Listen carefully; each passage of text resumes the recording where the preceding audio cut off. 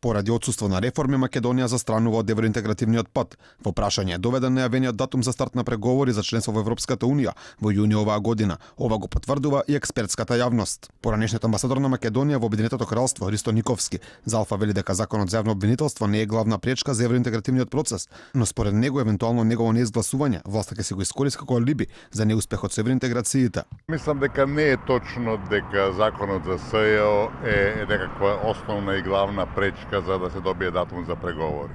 Мислам дека тоа е една игра и по многу што стимулирано од дома, од власта, за утре ако тоа не се добие, а многу тешко ќе се добие, тоа да биде оправдување и обвинување за опозицијата. Врзувањето датумот за преговори за законот за СЈО е заткривање на власта, разбирате, политички игри кои де факто никому не му служат на чест.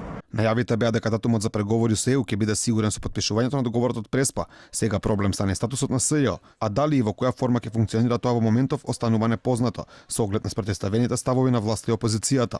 Иако за изгласување на овој закон потребно е двотретинско мнозинство, министерката за правда кажа дека предлозите на опозицијската ВМРО ДПМН за овој закон не ги прифатиле. Немаше нешто што можеше да во делот на ова отворено прашање да биде заедничко решение, така што во тој дел тоа што беше пратено не соодветствуваше за решение кое што би можело да биде ставено во закон.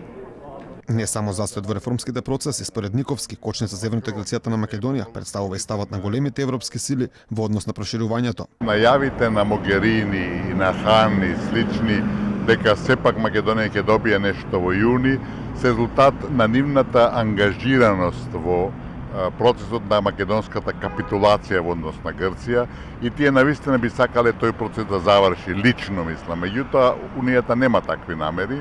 Макрон, кој се е помногу што лидер на Европската Унија по повлекувањето на повлекувањето на Меркел, јасно кажа пред неколку години дека проширување нема, се додека не се реформира Унијата.